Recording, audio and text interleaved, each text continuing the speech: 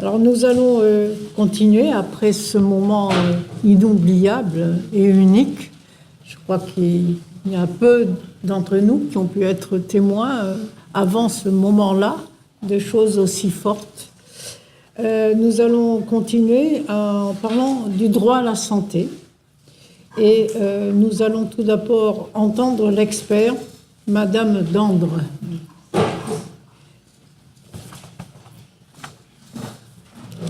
qui va se présenter et qui va nous témoigner de ce qu'elle connaît.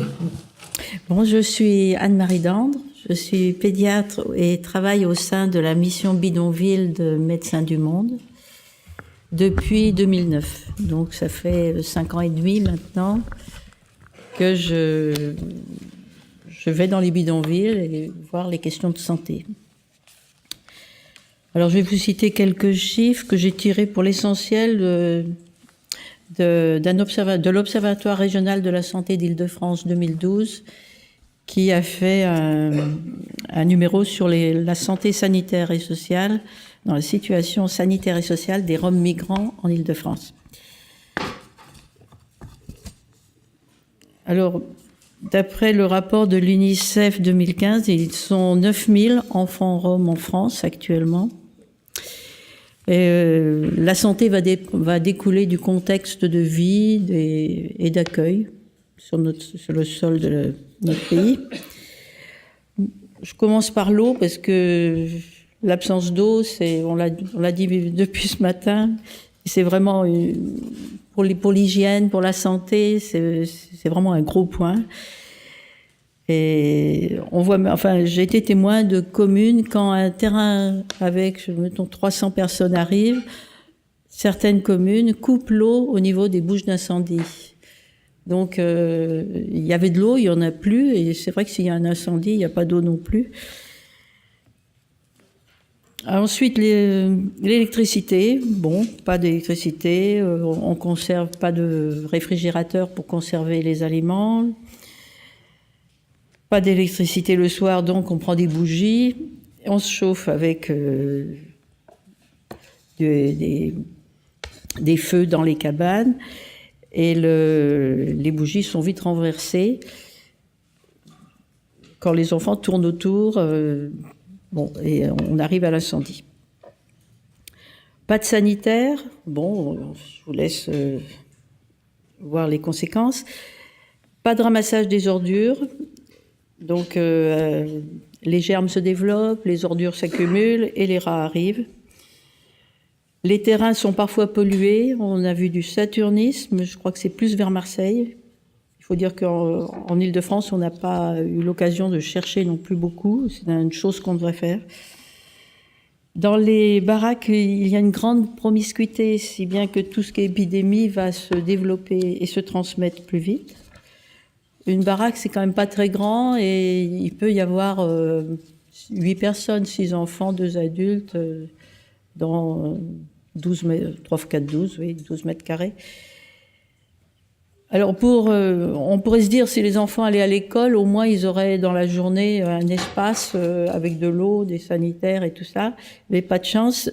Seulement, selon les chiffres qu'on regarde, 50 à 80% des enfants ne sont pas scolarisés, d'après les rapports. Et un autre rapport disait que on peut prévoir qu'à 16 ans arriveront 7 à 9 000 enfants qui n'auront jamais été à l'école ou peu été scolarisés. On peut être inquiet pour leur intégration.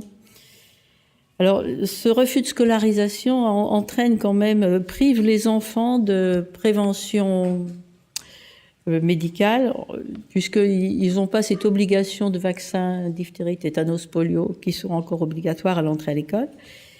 Ils ne profitent pas de la médecine scolaire, ils n'ont pas les bilans de santé où on fait des dépistages, des troubles de la vue, de l'audition, du langage, des troubles du comportement, et où on met en place des prises en charge précoces. Ils n'ont pas l'éducation à la santé qui est faite dans les écoles. En particulier, la CPAM fait fait de la prévention au niveau de l'hygiène dentaire. Et puis, ceux qui mangent à la cantine ont un repas équilibré par jour. On peut aussi se demander quel retentissement psychique pour ces enfants de ne pas apprendre à une époque où le cerveau est fait pour ça. Alors ça, c'était la scolarité. Alors maintenant, l'accès, pour montrer tout le contexte, pour avoir droit à la santé, il faut avoir accès aux droits et aux soins. Accès aux droits, très souvent pas de domiciliation, donc pas d'AME. Et puis l'AME, ça traîne, alors que les enfants ont droit à l'AME tout de suite. Ils n'ont pas à attendre 3 mois pour avoir droit aux soins. On n'arrive pas à avoir ces AME pour les mineurs tout de suite. Il faut quand même attendre 1 mois, 2 mois. Et sans parler des nombreux dossiers perdus à la CPAM et qu'il faut recommencer. Tout ça explique un grand retard de soins. Le système de santé français n'est pas très facile à comprendre. Les rendez-vous sont souvent très loin. Un rendez-vous pour un spécialiste 6 mois plus tard, pour quelqu'un qui va être expulsé 2 fois, qui ne sait pas lire et qui ne sait pas... Je ne vois pas comment il peut me noter qu'il a rendez-vous, mettons, le 15 septembre à 14h. Donc, c'est pas facile. Les PMI qui pourraient recevoir gratuitement et qui sont là pour ça, les enfants de 0 à 6 ans sont surchargés. Elles ont peu de moyens, de moins en moins de moyens. Et pour un enfant, un bébé qui sort de la maternité à 2 ou 3 jours, le premier rendez-vous sera rarement avant 3 mois. C'est-à-dire qu'on a déjà raté 2 vaccins. Les vaccins à la naissance et le BCG, on y reviendra, en Île-de-France, c'est quand même fortement conseillé. Et on a pu voir que 84% des enfants ne sont pas suivis en PMI. Alors, les professionnels de santé ne connaissent pas toujours la problématique des Roms, la problématique de la précarité et à quel point il y a de la précarité. Et j'ai un exemple où on peut dire qu'aux urgences, ils sont pas toujours bien accueillis. J'ai vu un petit Florine de 9 ans qui est arrivé 2 fois aux urgences parce qu'il boitait. On n'a pas besoin de traduire quand un enfant boite, ça se voit. Et il est ressorti 2 fois avec du paracétamol. Un médecin l'a renvoyé à l'orthopédiste cette fois, et enfin il a eu une radio, et il a été opéré. Il est resté 1 an à l'hôpital entre l'opération et la rééducation. Alors, les conséquences de tout ce contexte, c'est des enfants... D'abord, c'est une pathologie qui est liée à la précarité. Elle n'est pas liée aux enfants roms ou pas. C'est tous les enfants précaires qui vivent dans ces conditions-là auront les mêmes problèmes. Ils sont peu vaccinés. Une enquête de 2011 a montré qu'un enfant sur 4 seulement a ses vaccins à jour. Il y a de nombreux accidents domestiques, des coupures, des plaies, des traumatismes divers, des membres fracturés, des traumas crâniens. Alors j'ai eu connaissance de 2 bébés mordus par des rats pendant leur sommeil. C'est... Bon, sans commentaire. Et puis de nombreuses brûlures, parce que les installations pour cuisiner sont parfois instables, il y a de l'eau chaude dessus. Et puis, avec les bougies la nuit, il y a vite un incendie. Les baraques sont en bois. Et depuis 2014, il y a eu 4 enfants. Une petite fille à Bobigny l'année dernière. Et puis là, on est qu'en juin, il y a déjà 3 enfants décédés dans l'incendie de leur baraque. 3 enfants. Comment ? 3 enfants. Oui, j'avais connaissance de 2, mais quelqu'un ce matin en a rajouté à Montreuil. 3 enfants depuis le début de l'année. Oui. Il y en a eu un le 7 juin à Carrières-sous-Poissy. C'est une petite fille de 5 ans. Un petit garçon le lendemain, le 8 juin, à Lille, il avait 4 ans. Et quelqu'un parlait d'un autre à Montreuil. Alors, la presse en parle de moins en moins. C'est ce que j'allais dire. On ne voit pas ça dans la presse. Oui, mais celui de Montreuil, mais quelqu'un l'a dit, donc je l'ai rajouté. Et puis je me rappelle en 2014, au Coquetier, il y avait eu un incendie et une petite fille de 5 ans qui est décédée. Alors, problème dermatologique, ben oui, manque d'hygiène, tout s'infecte. La gale en particulier se répand et c'est difficile sans eau de laver le linge, de s'en débarrasser.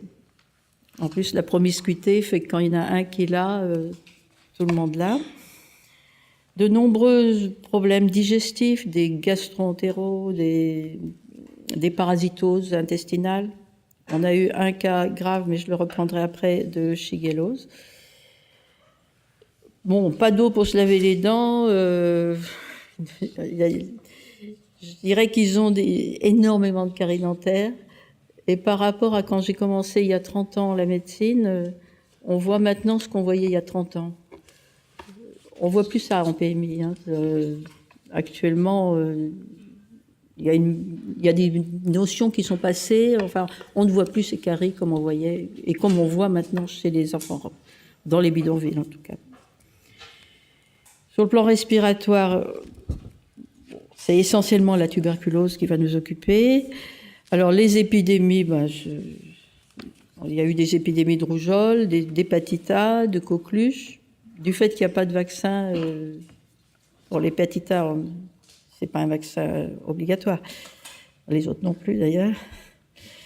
Alors on en arrive à la contraception, les grossesses. Dans l'enquête, c'était en 2007. On n'a pas énormément d'enquêtes de fait au sujet des Roms. C'est une population qui est bien ciblée sur le plan policier, mais sur le plan santé, on a peu d'études. Donc j'ai retrouvé qu'en 2007, une femme sur 10 en âge de procréer avait une contraception. Et au niveau des grossesses, une grossesse sur 10 aussi est suivie. Et quand on sait que l'issue de la grossesse, le bon issue de la grossesse va dépendre du suivi de la grossesse, et que lui-même, ce suivi est en lien avec la précarité, on a tout pour avoir des chiffres moins bons que dans la population générale, ce qui montre d'ailleurs que la mortinatalité est supérieure à la population générale, de même que la mortalité infantile. Alors, l'ARS avait mis en 2013 a fait une étude pour comprendre pourquoi dans la Seine-Saint-Denis la mortalité, ces deux chiffres de mortalité sont supérieurs à ceux des autres départements d'Île. L'agence régionale. Oui, l'agence régionale de la santé. De la santé. Et en fait, ces études qui sont longues et qui coûtent quand même aboutissent au fait qu'il faut diminuer la précarité chez les femmes enceintes. Donc, ça, alors, pour aggraver tout ce tableau, les expulsions. Et là, c'est vraiment la catastrophe. Parce que sur les terrains, les choses arrivent à se mettre en place. Les familles connaissent les centres de santé, l'hôpital, les partenaires. Et puis, arrive une expulsion. Je pense à un terrain à La Courneuve là, qui va être expulsé cet été. Tout est cassé, quoi. Alors, je dirais qu'elles sont de plus en plus fréquentes et qu'elles n'appliquent pas la loi de la circulaire du 20 août 2012. J'aurais tendance à dire qu'il n'y a pas de diagnostic social. Je ne sais pas s'il y en a un, mais en tout cas, la plupart sont transparents. Et la famille qui, à moins qu'elle ait anticipé, mais très souvent, on voit des familles qui vont errer dans la rue jusqu'à ce qu'elles trouvent une autre solution.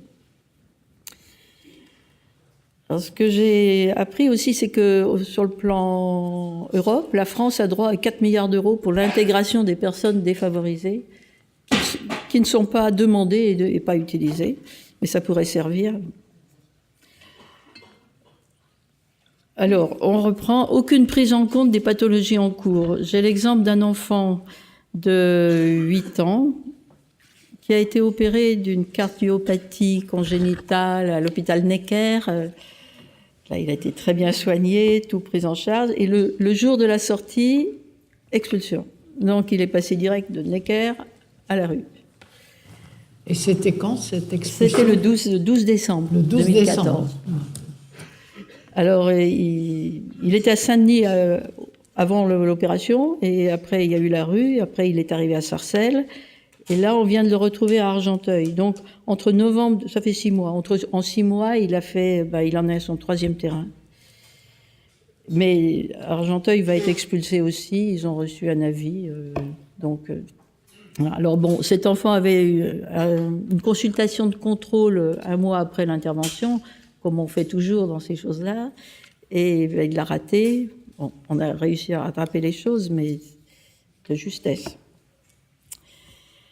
Alors, tous les soins qui sont en cours avec une expulsion, au moment de l'expulsion sont en général interrompus.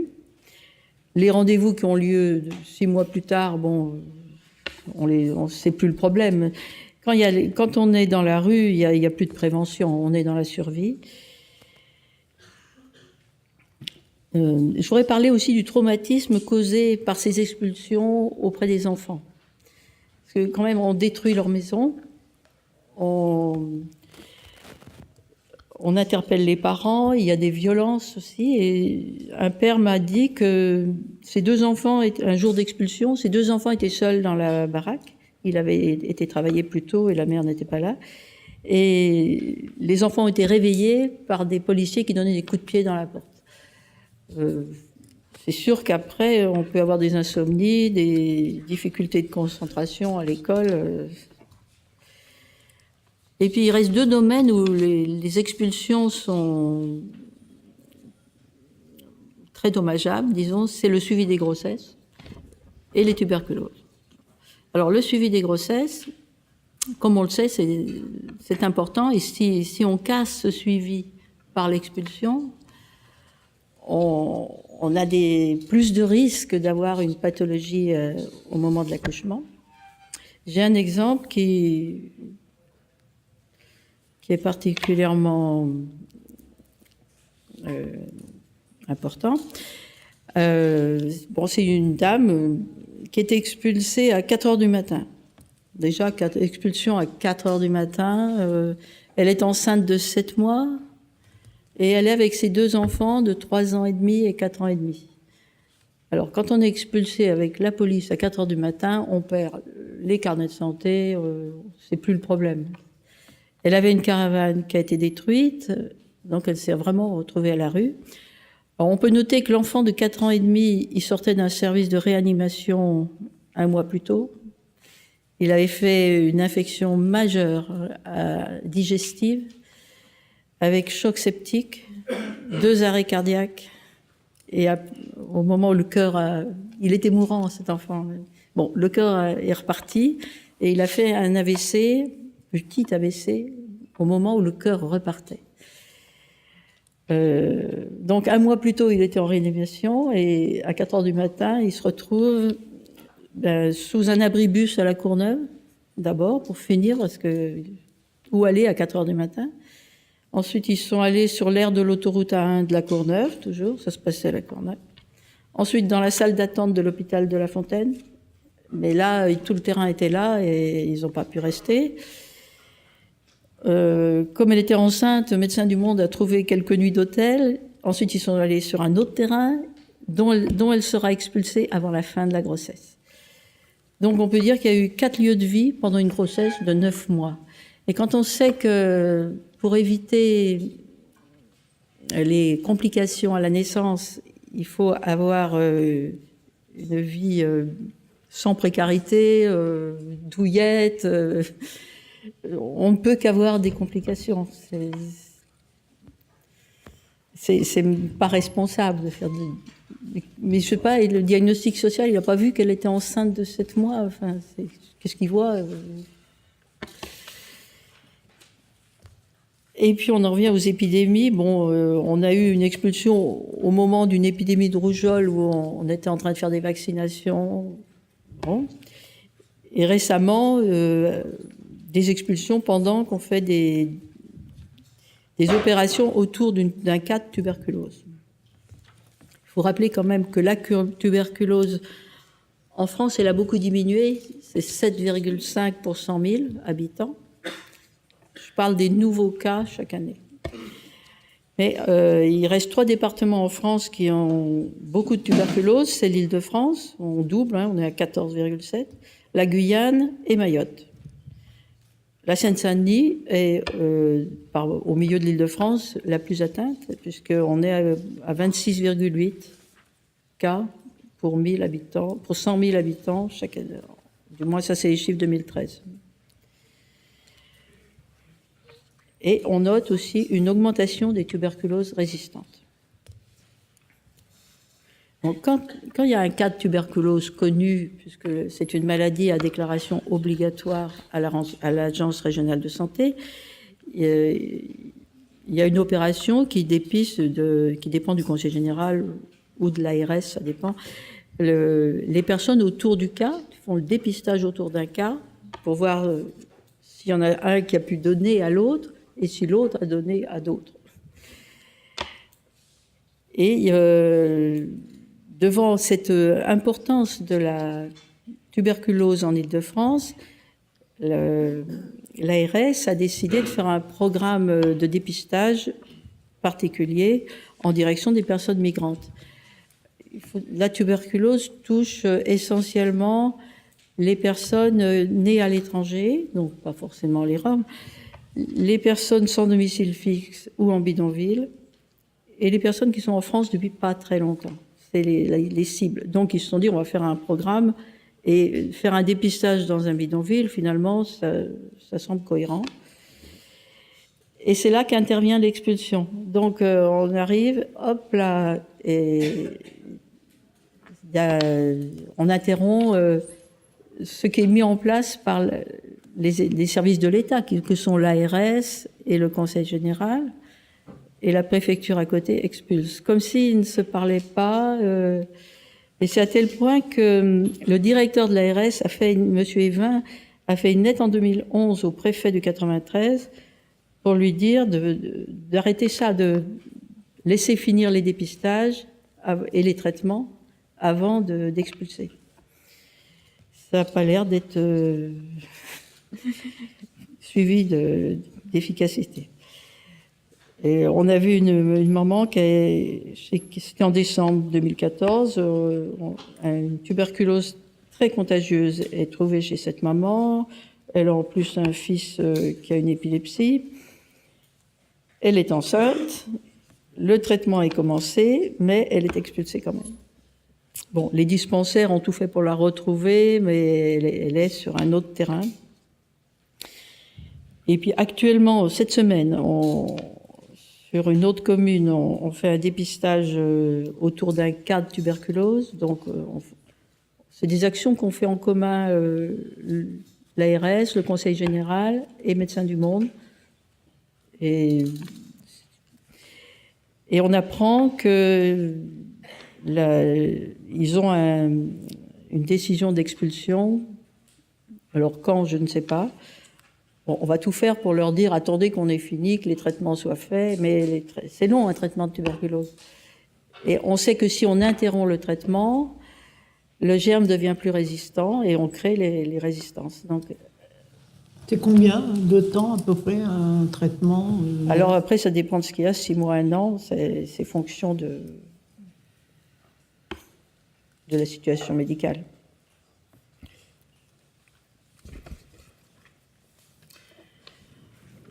Personnellement, je trouve que sur le plan santé, cette décision d'interrompre ces traitements de tuberculose, c'est comme ces expulsions de grossesse, c'est irresponsable.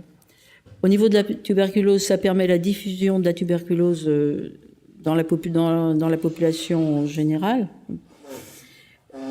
Et quand on est déjà dans un département où on a beaucoup plus de tuberculose, même que la Guyane quand même, hein,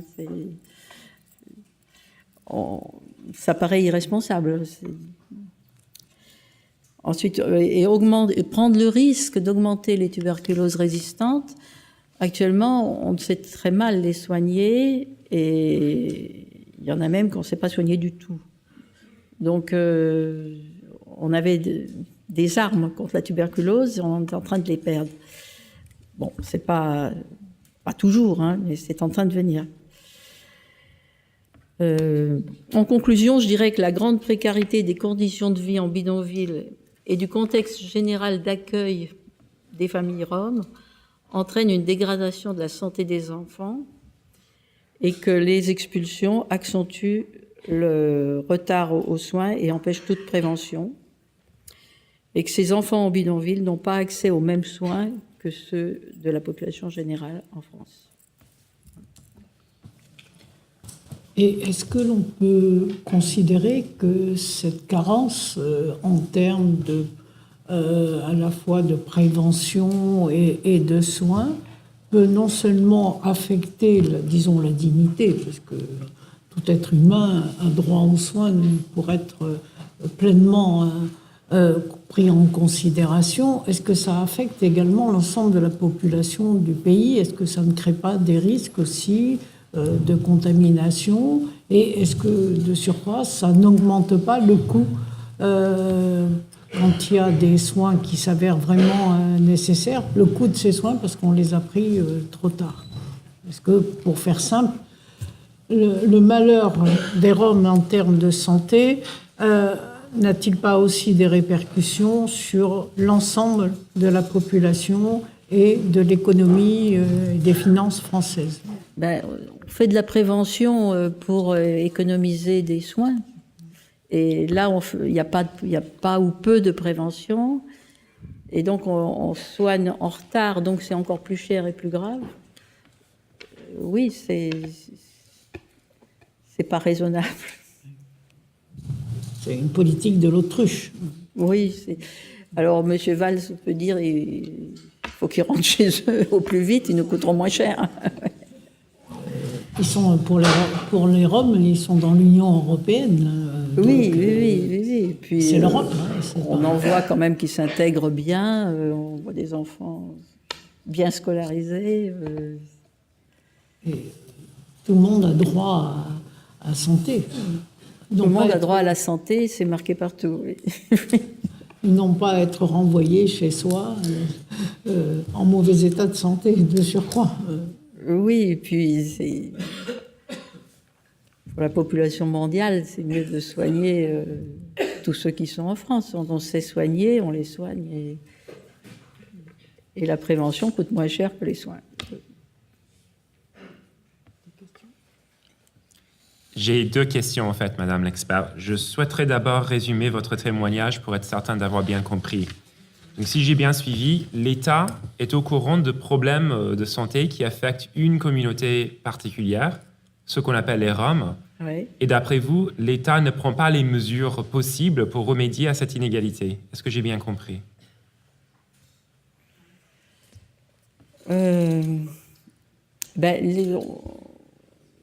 Si on diagnostique une tuberculose, l'État va soigner. Hein. Les services de santé, à ce niveau-là, il n'y a aucun problème. Les choses sont faites. Mais l'expulsion empêche que les choses soient bien faites. D'accord. Et elles ne sont pas terminées. Et une tuberculose pas terminée va disséminer, c'est contagieux. Et c'est là que c'est pas responsable. D'accord. C'est-à-dire qu'au lieu de soigner un cas, on va en soigner plusieurs. Et j'ai une deuxième question, parce que vous avez évoqué en passant un fonds d'argent. J'ai cru entendre 4 milliards d'euros. Oui, j'ai lu ça. Alors Est-ce que vous pouvez expliquer de quoi il s'agit? Je crois que c'est là-dedans. Alors, je ne sais plus où je l'ai pris, mais il y a des fonds européens. Il y a des fonds européens qui ne sont pas utilisés. Ils ne sont pas utilisés. Je me demande si ce n'est pas le rapport de l'UNICEF 2015. C'est ça? Oui, et je sais que ça m'a frappé. Il n'y a probablement pas que la France non plus. Oui, mais la France a la possibilité d'utiliser cet argent. Voilà, il y a de l'argent, il y a 4 milliards qui sont quelque part, que personne ne réclame. Parce qu'il n'y a pas une volonté d'intégration de ces bidonvilles. Il n'y a pas de volonté que ça s'arrange. C'est pour ça que c'est plus difficile. J'avais vu dans le temps la résorption de Cité de Transit à Gennevilliers, où là, l'État avait la volonté que les gens s'insèrent, trouvaient des logements, vaccinaient, l'école, tout. C'était peut-être mal fait, mais ils sont intégrés. D'accord, merci beaucoup. Donc ce que vous dites, c'est l'ensemble, le point nodal, enfin le point le plus important, c'est le fait de ne pas avoir un logement. Et qu'à partir du moment où on n'a pas un logement stable, et qu'on est voué à des expulsions incessantes et à changer, toutes les structures d'accompagnement s'effondrent. On l'a vu pour la scolarisation, on le voit pour la santé, et avec des conséquences parfois qui risquent d'être irréversibles. Ne serait-ce que parce qu'il y a des maladies qui développent des bactéries qui deviennent multirésistantes, ou aussi pour le développement de l'enfant, s'il n'a pas une scolarisation normale, et dès même la petite enfance aussi, il y a un accompagnement du développement intellectuel qui fait défaut, qui peut avoir des conséquences sur son développement en général. C'est ce que... Oui, donc c'est vrai, j'ai connu un terrain Rome en 93, c'était les premiers, c'était à Gennevilliers à l'époque, et il y avait une famille sur le terrain, pour des raisons X, ils ont réussi à avoir un logement. Et la petite a passé son bac maintenant, voilà, moi c'est une petite que j'ai vue bébé, et avec un logement, elle s'est intégrée. Et elle était à l'école, il y avait de l'eau, l'électricité, tout. Effectivement. C'est peut-être une exception, mais je ne crois pas. Oui, mais qui illustre que le mal est dans le mal logement. Le mal est dans l'absence de logement. logement, même pas le mal logement, l'absence de logement. Ouais. Ouais. Monsieur, pour la partie civile, maître.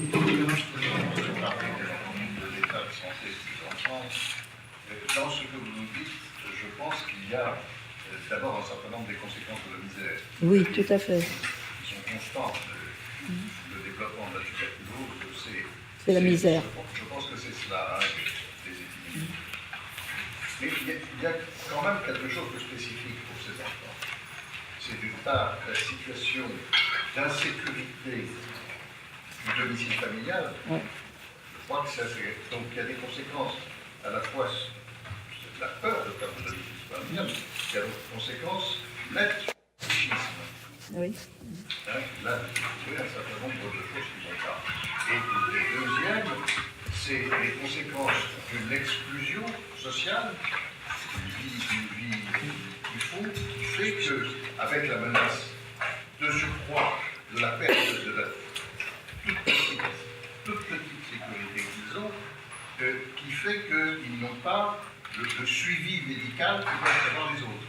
Oui, c'est sûr. C'est-à-dire la peur et l'exclusion. Oui.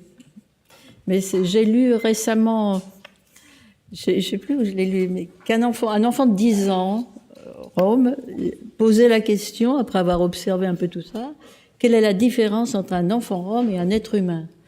C'est bien qu'il a vu qu'il y avait deux traitements, quoi. Oui. Oui, monsieur le procureur. Oui, merci Madame le Président. Vous nous avez tout à l'heure clairement parlé des conséquences de la sous-scolarisation de ces enfants en termes de santé, puisque un grand nombre d'entre eux n'ont pas accès à la médecine scolaire, à la vaccination, au dépistage, etc. Moi, je voudrais vous interroger sur les enfants de moins de 6 ans. Les enfants avant l'entrée en scolarité. Oui. Et je voudrais vous demander ce que vous pensez du fait que, selon une étude de Médecins du Monde, seuls 14% d'entre eux sont suivis en centre de protection maternelle et infantile. Oui. Est-ce que vous confirmez ce chiffre très effrayant? Oui. Et quelles en sont, selon vous, les conséquences pour la santé de ces très jeunes enfants? Les conséquences, c'est qu'ils n'auront pas les dépistages, pas de prévention, puisque la PMI est là pour faire des vaccins, des préventions. Donc tout ça est exclu. Et c'est vrai, c'est tout à fait vrai. C'est très compliqué d'avoir un rendez-vous en PMI. Les PMI, actuellement, il y a beaucoup moins de moyens dans les PMI. Ils ne trouvent plus de médecins, et ils ne les payent pas assez, je ne sais pas. Mais en tout cas, pendant un moment, dans la Seine-Saint-Denis, il manquait 22 médecins dans les PMI.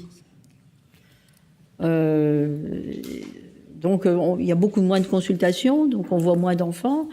Et il se trouve qu'il y a aussi toute une population, parlons pour la Seine-Saint-Denis, mais c'est ailleurs pareil, qui va au centre de PMI, parce que c'est vrai qu'on pourrait se dire qu'ils devraient prendre d'abord ceux qui n'ont pas de sécu, pas d'AME, rien, avant de prendre ceux qui ont la CMU ou la mutuelle ou une sécu normale.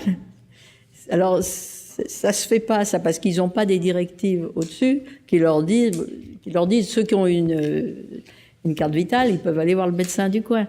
Prenez plutôt puisqu'on a la PMI est une médecine gratuite, elle devrait accueillir plus ceux qui n'ont pas de sécurité sociale.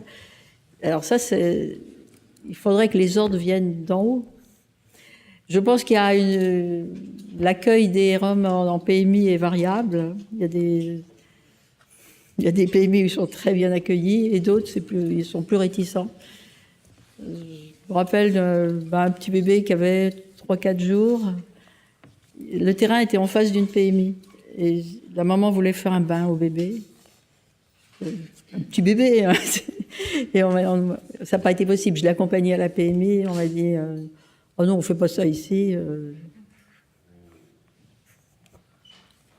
Et pareil, pour la gale, pendant un moment, il y avait des épidémies de gale. Et pour traiter la gale chez les moins de 15 kilos, il faut faire un bain et après passer le produit.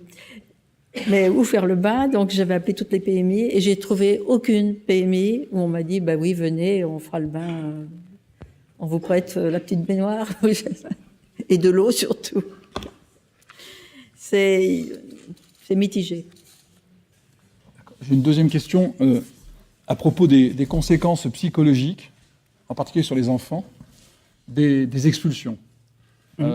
Selon une étude du Centre européen de droits des Roms, le RRC, de 2014, 55% des personnes interrogées mentionnent ce fait.